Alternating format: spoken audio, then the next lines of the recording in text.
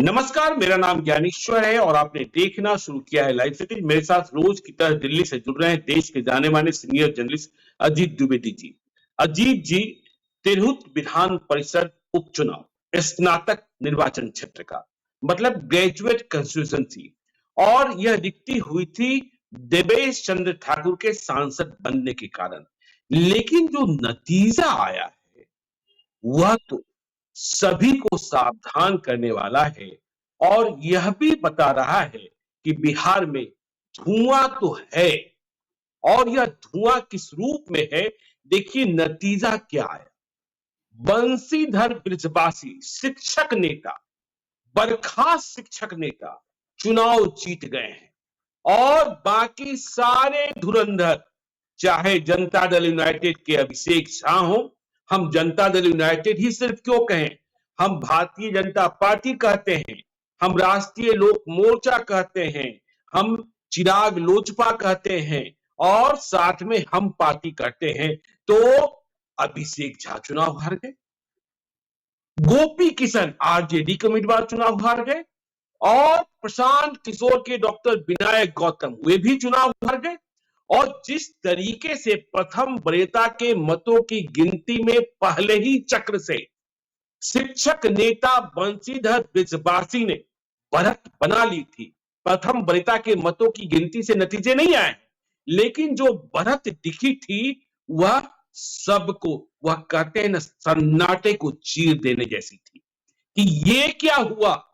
मैं तो इतना तक मानता हूं कि बंशीधर ब्रजवासी स्वयं नहीं जानते होंगे कि उन्हें इतनी बड़ी जीत मिलेगी। और सारे धुरंधर, क्या सब नहीं हुआ था, बंशीधर ब्रजवासी के पास लड़ने के लिए कुछ भी नहीं था, बस सहानुभूति थी, संघर्ष था। और बाकी जितने थे, चाहे वो अभिषेक शाह हो, चाहे गोपी किशन हो, चाहे डॉक्टर विनायक गौतम हो या पुराने लोजपा वाले राकेश रोशन हो, इनके पास तंत्र था, इनके पास मंत्र था, इनके पास धन था, इनके पास बल था, लेकिन सबके सब धराशायी हो गए। और देखिए, यह चुनाव एमएलसी का चुनाव है, इससे सरकार की सेहत पर कोई प्रभाव नहीं पड़ता है, कोई जीते कोई हारे, लेकिन यह चुनाव बिहार के स्नातकों का चुनाव था। 4 जिलों के, वैशाली, मुजफ्फरपुर, सीतामढ़ी और शिवहर, करीब 1.5 लाख वोटर थे और करीब 75,000 के आसपास मत पड़े थे। 6,000 मत तो इनवैलिड हुए, लेकिन यह स्नातकों का मत था, मतलब पढ़े लिखे लोगों का। और यदि उन्होंने बेचैनी महसूस की है तो यह तो झटका है राजद के लिए, जेडीयू के लिए। और देखिए, इनसे आगे निकले हैं प्रशांत किशोर, मतलब नंबर 2 बने हैं प्रशांत किशोर, जो नंबर 3 बने थे उपचुनाव में, विधानसभा के उपचुनाव में। प्रशांत किशोर जीते नहीं, लेकिन एक सीढ़ी ऊपर चढ़े हैं। और यह कि देखिए, यदि संघर्ष का कोई साथी आएगा तो पढ़े लिखे लोग उन्हें स्वीकारेंगे। और संघर्ष क्या होता है, यह पूर्णिया के लोकसभा चुनाव में भी हम लोगों ने देखा था, जब पप्पू यादव की कैंची ने एनडीए और इंडिया ब्लॉक दोनों को कतर दिया था। रुपौली विधानसभा के उपचुनाव में देखा था, जब शंकर सिंह की कैंची ने एनडीए और इंडिया ब्लॉक दोनों को कतर दिया था। तो बंशीधर ब्रजवासी, जो के पाठक के कोपभाजन के शिकार बने, बर्खास्तगी तो बाद में हुई, अब वह सदन पहुंच रहे हैं, माननीय सदस्य कहलाएंगे, और के पाठक जी को भी अब सर कहना पड़ेगा बंशीधर ब्रजवासी को। देखिए किस्मत कैसे बदलती है। अजीत जी, इस बदलाव, इस नतीजे पर आपकी टिप्पणी। देखिए ज्ञानेश्वर जी, हम लोग आपने जो बातें कही उससे कई बातें साफ हो रही हैं, जिन पर हम लोग बारी बारी से चर्चा करेंगे। एक तो बड़ी तस्वीर की चर्चा करेंगे, जो बिहार की राजनीति किस तरह से प्रभावित होगी या कैसे प्रभावित हो सकती है, मतलब किस तरह के आसार दिख रहे हैं, उस पर हम लोग चर्चा करेंगे। अगर इस सिर्फ नतीजे की बात करें, जो जहां आपने अभी छोड़ा, हम वहीं से शुरू करते हैं कि अगर आम आदमी के संघर्ष में कोई व्यक्ति शामिल है तो वो राजनीतिक जीत उसकी सुनिश्चित करता है। आम आदमी फिर आकर के तमाम तंत्र मंत्र, सारे धन बल बाहुबल सबको परास्त करके लोग उसके साथ खड़े होते हैं। हमेशा अंडरडॉग के साथ लोगों की सहानुभूति होती है, दिए और तूफान की लड़ाई में हम लोगों ने अनेक बार दिए को जीतते हुए देखा है। जी। रावण रथ रथी रघुवीरा की बात भी हम लोगों ने सुनी है। जो हुँ, रथ पर सवार है, जिसके पास सारे साधन हैं, उसकी जीत की गारंटी हो जाएगी, ये कोई नहीं कह सकता है। यही लोकतंत्र है, यही लोकतंत्र की ताकत है, उसकी खूबसूरती है। जी, जो हम लोगों ने तिरहुत विधान परिषद के चुनाव में देखा। और कई लोकसभा सीट इसमें आती है, इतना बड़ा क्षेत्र होता है, ये 4 जिले बिल्कुल। आपने बताए, हुँ, शिवहर, मुजफ्फरपुर और वैशाली। और ये चारों बहुत ही आर्थिक रूप से भी काफ़ी संपन्न जिले माने जाते हैं। जी, काफ़ी संपन्न जिले माने जाएँगे, वैशाली, मुजफ्फरपुर और सीतामढ़ी, शिवहर चारों। राजनीतिक रूप से भी काफ़ी जागरूक, सजग लोग हैं जी। और इस चुनाव में एकदम अंडरडॉग के तौर पर एकदम दिया लेकर के उतरे थे बंशीधर ब्रिजवासी। बहुत ही कुछ भी उनका नहीं कोई था अजीत जी, कुछ भी नहीं। अजीत जी, कुछ भी हाँ, नहीं था। देखिए, हम लोग तो चर्चा भी कर लेते थे कि वे संघर्ष कर रहे हैं और संघर्ष में हैं। प्रिंट मीडिया वाले, इलेक्ट्रॉनिक मीडिया वाले तो उन्हें कहीं नोटिस ही नहीं कर रहे थे। लड़ने के लिए पैसा नहीं था, लोग चंदा दे रहे थे और कहने के लिए उनकी आंखों में सिर्फ आंसू था और लोग कहते हैं कि शिक्षकों के मत से जीत गए। मैं कह रहा हूं, अरे भाई, शिक्षक का मत ही मत कुछ कहिए, शिक्षकों के साथ साथ समाज का मत हो जाता है। शिक्षक का बेटा भी होता है, शिक्षक का भाई भी होता है और शिक्षक का परिवार भी होता है। पैसा नहीं था और चंदे से चुनाव लड़ रहे थे। हाँ, तो बाकी जो पार्टियों के बारे में आपने बताया, वो सारी पार्टियां हर तरह से संपन्न थी और हर पार्टियों का अपना एक सामाजिक जातीय समीकरण भी था। पार्टी का तंत्र जी। था, पार्टी के पदाधिकारी थे और पार्टियों का अपना आधार वोट है जो हमेशा काम करता है।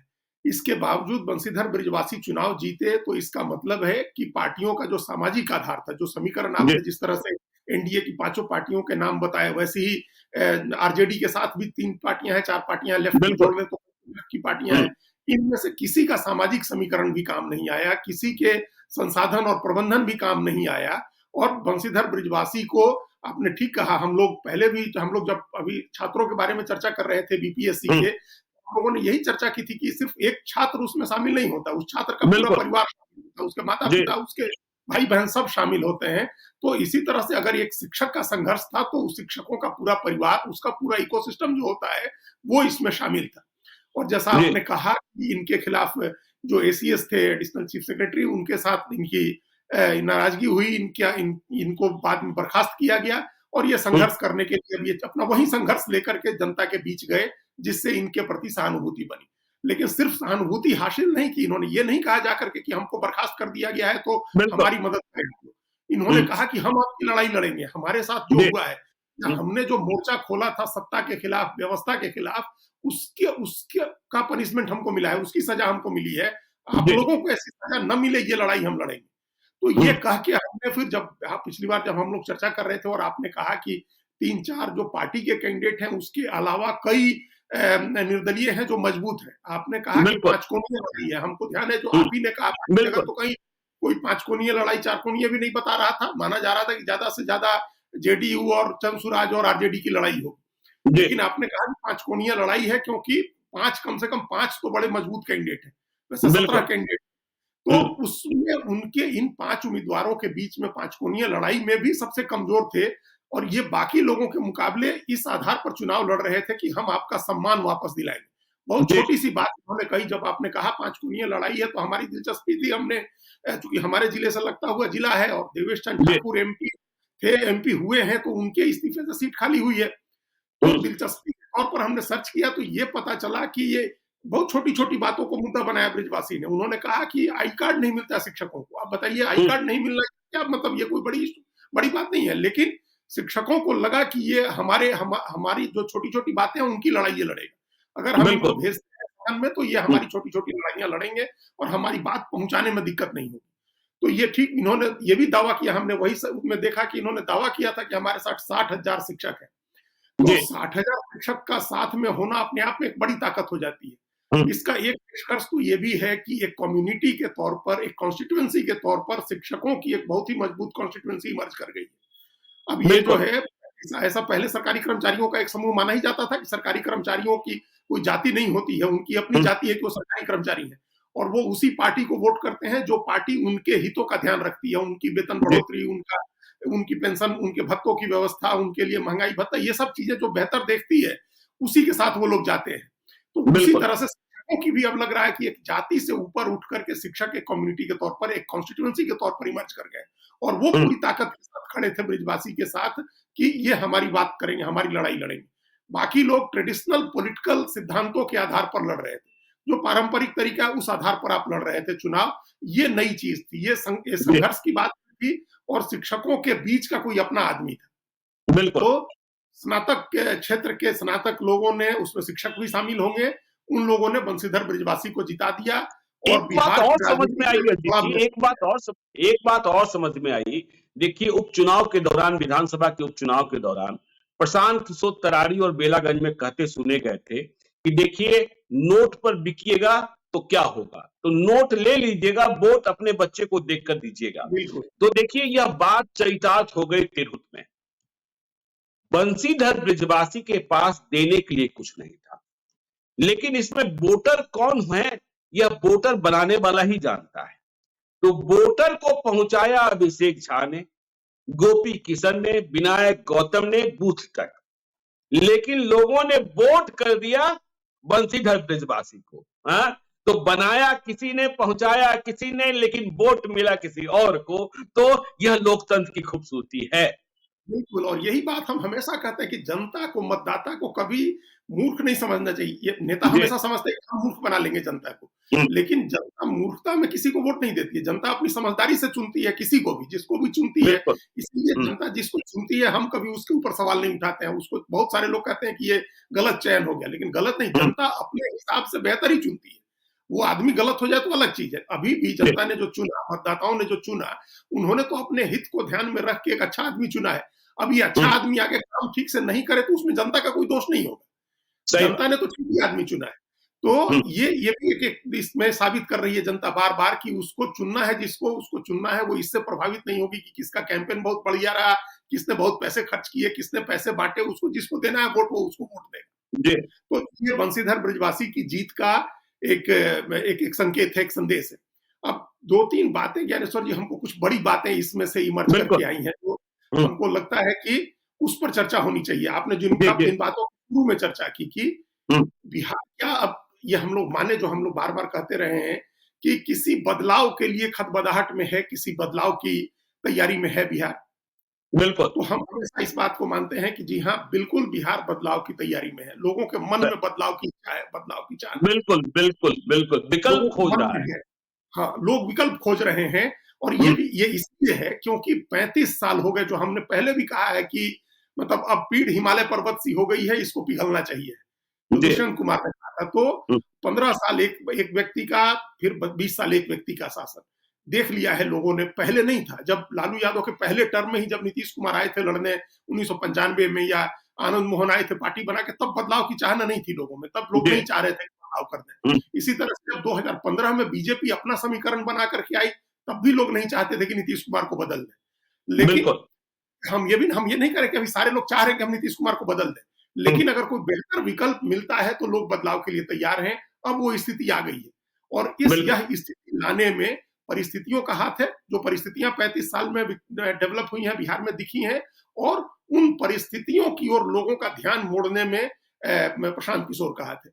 उन्होंने लोगों को समझाना शुरू किया कि आप परिस्थितियों के बंधक नहीं हो सकते, आप किसी जातीय समीकरण के बंधक नहीं हो सकते, आप हालात के बंधक नहीं हो सकते हैं। आपको लोकतंत्र में संविधान ने इतनी बड़ी ताकत दी है, आप उस ताकत का इस्तेमाल किसी खास समीकरण की वजह से नहीं कर सकते कि हम इस समीकरण से बंधे हुए हैं। आप अपनी इच्छा से, अपनी मर्जी से उसका इस्तेमाल कर सकते हैं, अपने हितों को प्राथमिकता देकर के, अपने बच्चों के हितों को प्राथमिकता देकर के।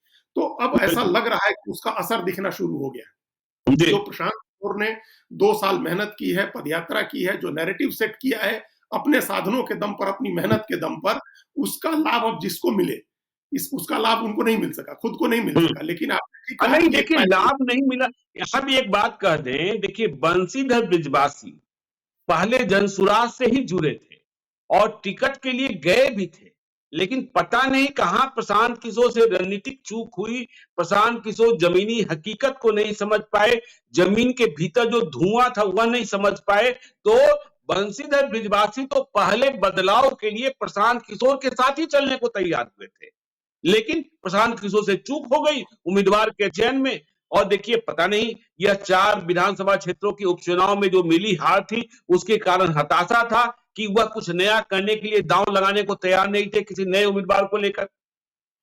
हाँ, ये बात है। देखिए, जिस जिस संघर्ष की राह उन्होंने चुनी है, उसमें तो उनको अपने उसी राह के साथियों को चुनना चाहिए आगे लाने के लिए, नतीजे कुछ भी हों। उसी राह के जब तक उस संघर्ष के साथी आपके साथ नहीं चलेंगे, तब तक आपको जो हासिल करना चाहते हैं, वो हासिल करना मुश्किल होगा। देखिए, आज तीसरे चुनाव में अरविंद केजरीवाल दिल्ली में नए उम्मीदवार ले आ रहे हैं। अलग-अलग पार्टियों के लोगों को भी ले आ रहे हैं, कांग्रेस के लोगों को भी, बीजेपी के लोगों को भी। उन्होंने अभी तक 31 उम्मीदवार घोषित किए, जिसमें 24 टिकट काट दी उन्होंने। तो अब जाकर के तीसरी बार में वो नए उम्मीदवार ले आ रहे हैं, लेकिन मनीष सिसोदिया का भी क्षेत्र बदल दिया, मनीष सिसोदिया का भी क्षेत्र बदल दिया। उनकी भी सीट बदल गई, जाकर के उनको जंगपुरा खोज भेजा गया, पटवारगंज की जगह।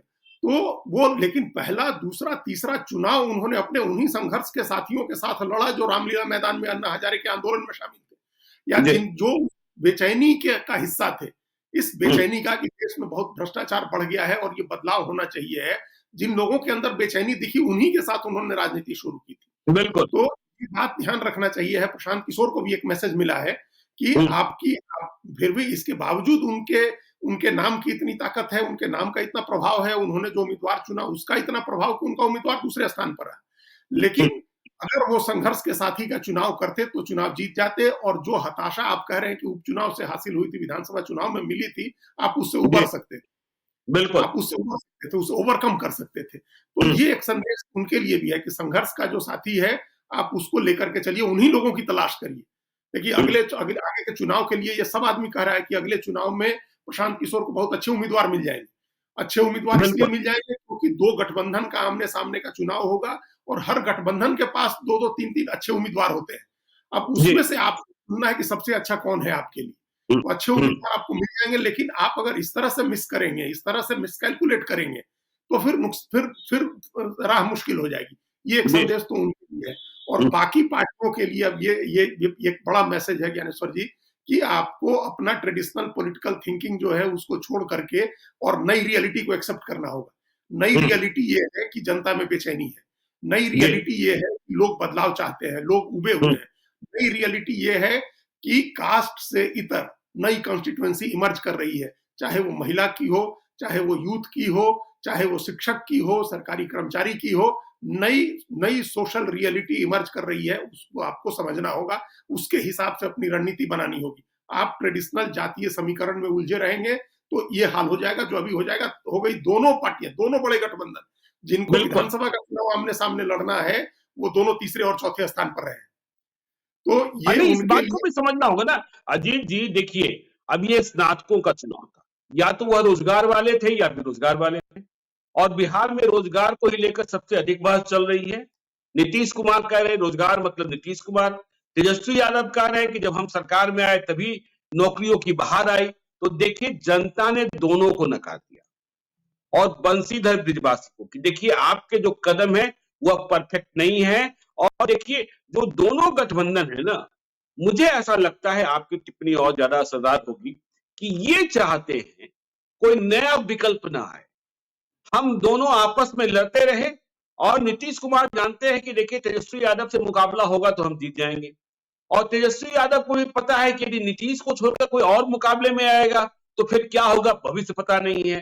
तो ये सारी स्थिति, और देखिए, स्नातकों का चुनाव हम बार बार कर रहे हैं, इसका मतलब जो पढ़े लिखे लोग हैं, यदि हम यह भी मान लेते हैं कि बिहार में डिग्री बिकती ही है, तो डिग्री कोई लेने जाता तो है ना। उनके बीच बहस शुरू हो चुकी है कि बिहार में हमारे लिए कुछ नहीं है। और बिहार में देखिए, राज्य कर्मियों को दर्जा दिया गया, क्या फायदा मिला?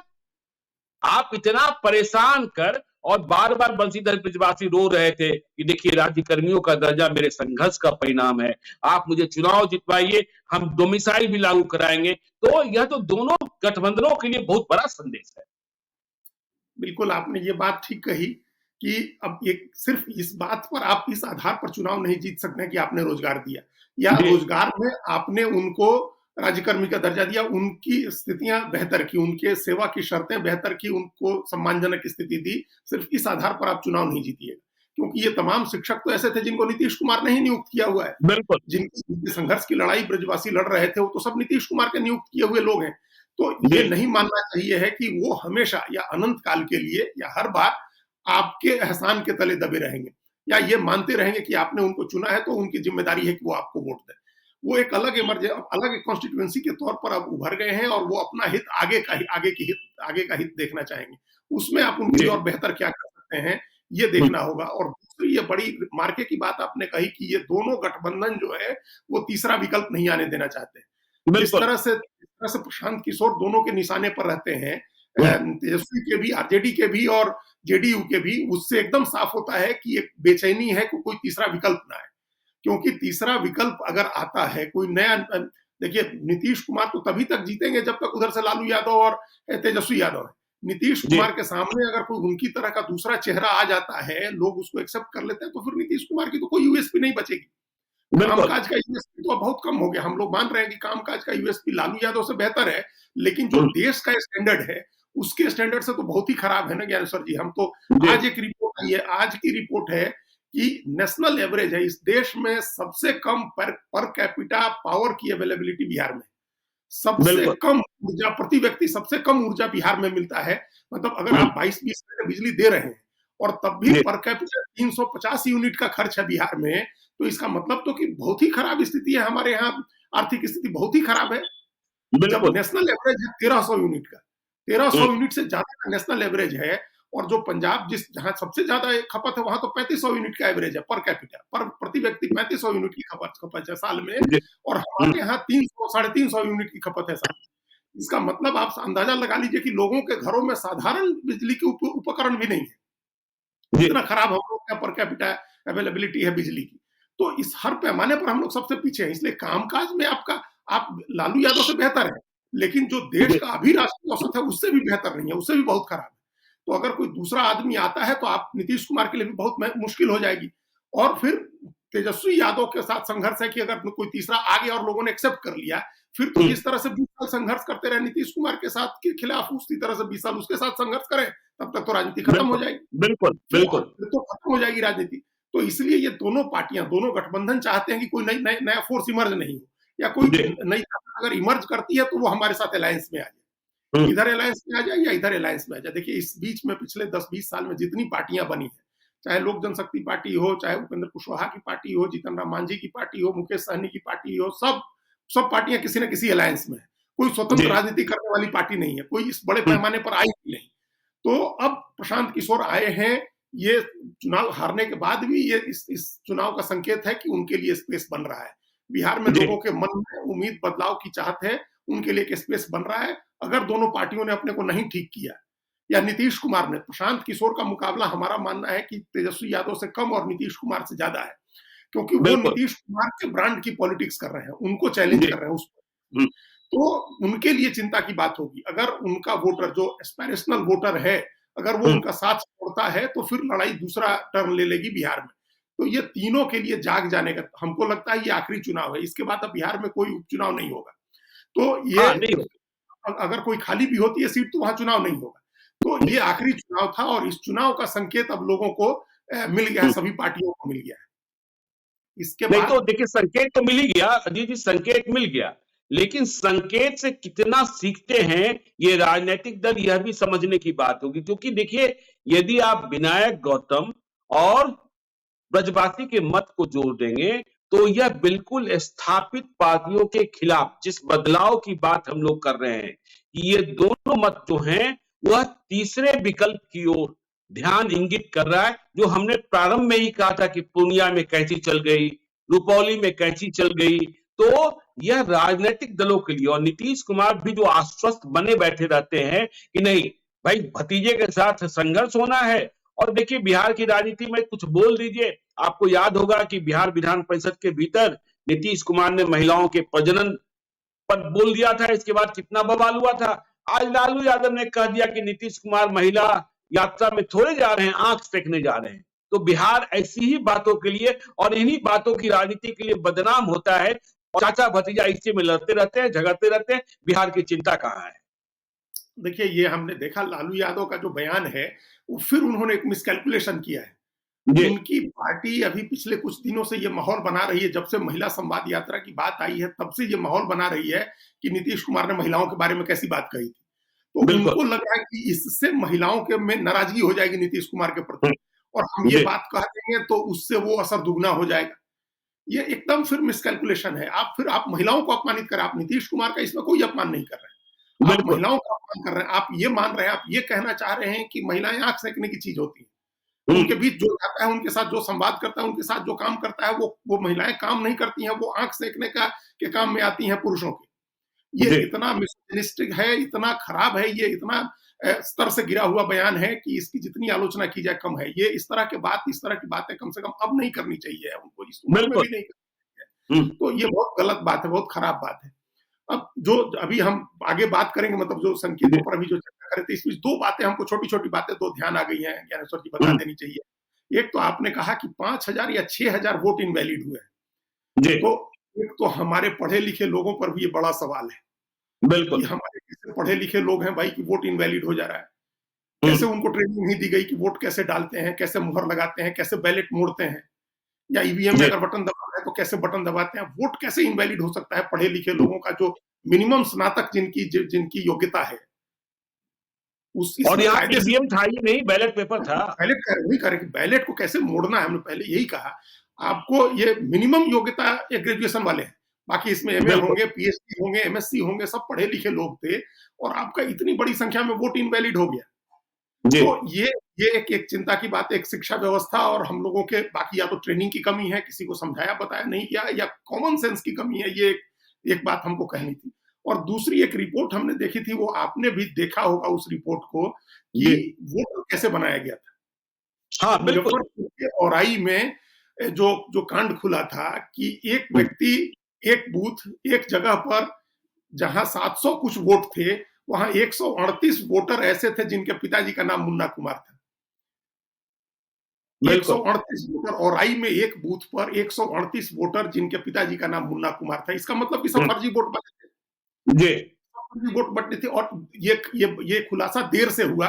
तो जो निर्वाचन पदाधिकारी हैं राज्य के और बाकी लोगों ने भी ये जो कहा, जो चुनाव से जुड़े हुए लोग थे, उन्होंने कहा कि अभी हम चुनाव तो नहीं रोक सकते हैं, लेकिन हुँ, हेड रोल्स होंगी। मतलब जी, लोगों की नौकरियाँ जाएँगी, इस पर कार्रवाई होगी। हुँ। तो ये एक बड़ी बीमारी का संकेत है जो इस तरह के चुनाव में आमतौर पर होता है। नहीं, इस आप तरह के बताइए चुनाव में फर्जी आमतौर पर बनाने का परिणाम भी क्या निकला? और देखिए चुनाव की ज़िम्मेदारी देवेश चंद्र ठाकुर पर थी, सीतामढ़ी के सांसद। उनके ही सांसद बनने के कारण यह दिखती हुई थी। लवली आनंद, आनंद मोहन, राजभूषण चौधरी निषाद मुजफ्फरपुर के सांसद, केंद्रीय मंत्री, बीना देवी वैशाली की सांसद, चिराग पासवान हाजीपुर के सांसद। और देखिए चिराग पासवान ने कंफ्यूजन खत्म करने की कोशिश की थी, क्योंकि राकेश रोशन को लेकर यह बात थी, क्योंकि वह चिराग पासवान के पुराने साथी हैं कि उनके पीछे कुछ परोक्ष ताकतें हैं। तो अंतिम दिन जब चुनाव प्रचार का था तो चिराग पासवान पटना आए, अभिषेक झा को वहां से बुलाया गया, ज्वाइंट प्रेस कॉन्फ्रेंस हुई। लेकिन कुल मिलाकर स्थिति यह देखने को मिल रही, जिस तरीके के नतीजे आए हैं, चाहे इंडिया ब्लॉक की बात करें, चाहे एनडीए की बात करें, कि यह जो चुनाव इन लोगों ने लड़ा है उसे गंभीरता से नहीं लिया। और लोगों में इतना आक्रोश था कि वोट आपने बनाया, आपने संसाधन भी दिया, आपने खर्चा भी दिया, लेकिन गुस्सा इतना अधिक था कि लोगों ने जाकर वोट बंशीधर ब्रिजवासी को दे दिया। और बंशीधर ब्रिजवासी ने, जब मैं बार बार कहता हूं इन चुनावों के बारे में कि यह तकनीक का चुनाव है, कैसे जीतना है, तो देखिए इनके उम्मीदवार, चाहे इंडिया ब्लॉक के उम्मीदवार हो, चाहे एनडीए के उम्मीदवार हो, सेकेंड प्रायोरिटी का मत भी मांग रहे थे। चलिए, आपको पहली प्राथमिकता का मत किसी और को देना है तो दे दीजिए, दूसरी प्राथमिकता का मत मुझे दे दीजिए। लेकिन बंशीधर ब्रिजवासी को एक राजनैतिक गुरु मिल गए थे, एक शिक्षक गुरु मिल गए थे, जो बिहार विधान परिषद के सदस्य हैं भी। उन्होंने कहा था अपनों से दूसरी वरीयता का मत देने के लिए कहना ही नहीं, कह देना वो मुझे देना है, किसी और को नहीं देना है। तो इसका परिणाम भी दिखाई पड़ा, जो जीत में सहायक बना अजीत जी। भाई बिल्कुल ज्ञानेश्वर जी, पहली वरीयता के मत में लगभग दुगने मत से वो आगे थे। जी, पहली वरीयता के मत में अपने से दूसरे नंबर के कैंडिडेट से लगभग दुगने जी, मत से आगे थे। तो इसका मतलब कि हाँ, उन्होंने उससे भी प्रथम अधिक, उससे वरीयता भी का अधिक। मत जी, मांगा। जी। प्रथम वरीयता का मत मांगा उन्होंने और उनको मिल गया प्रथम वरीयता का मत। और ये स्थिति तब हुई जब बाकी सारे कैंडिडेट्स को भी 4000 3000 प्रथम वरीयता के मत काफी लोगों को और भी मिले, मतलब वोट प्रसाद की बिल्कुल। तरह बटा। इसके बावजूद उनका समर्थक ग्रुप था वो एकजुट रहा। वो किसी चीज से प्रभावित नहीं हुआ, किसी जातीय समीकरण से प्रभावित नहीं हुआ, किसी धन के या पार्टियों के समीकरण से। आपने देखा ये सब बड़े और मजबूत एमपी हैं इन चारों सीटों पर। लवली आनंद बहुत मजबूत, देवेश चंद्र ठाकुर मजबूत, राजभूषण चौधरी तो केंद्र में मंत्री, तो ये सब मजबूत, बहुत मजबूत है। वीणा देवी इतना बड़ा उनके पति एमएलसी का है अपने प्रबंधन से, तो ये सब लोग बहुत मजबूत लोग थे। इसके बावजूद समीकरण काम नहीं किया। तो ये सब पार्टियां इसका विश्लेषण करेंगी। ऐसा नहीं है कि ये अननोटिस चला जाएगा। हमने जैसा कहा कि आखिरी चुनाव है, आम चुनाव के पहले, तो ये अननोटिस नहीं जाएगा। इसकी जो कमियां हैं वो सब लोग उसको आगे देखेंगे। और हम लोगों को जो हम उस समय बात कर रहे थे इससे पहले, जो बड़ी एक हमारे दिमाग में जो बात आई थी फर्जी वोटर को लेकर के, हम लोग को ये चर्चा करना चाहिए कि सदन की जरूरत क्या है। जब इस तरह से चुनाव होते हैं, जब आप फर्जी वोटर बना करके 1000 2 हजार 10 हजार फर्जी वोटर बनाते हैं, लोगों से चुनाव जीतते हैं, तो एक जब स्नातक में ऐसा होता है तो आप फर्जी वोट बनाते हैं, शिक्षक में होता है तो आप उसी तरह से मैनेज करते हैं, जब लोकल बॉडीज का होता है तो पैसे दे करके लोगों के वोट खरीद लेते हैं, लोकल बॉडीज के लोगों के आधार कार्ड रख लिए जाते हैं, वोट डलवाया जाता है। तो फिर इस तरह जब आप राज्यपाल से मनोनयन होता है तो एक भी आदमी आप सांस्कृतिक कला, संस्कृति, साहित्य के जगत से नहीं लेते हैं, सब नेताओं को ही भेज देते हैं।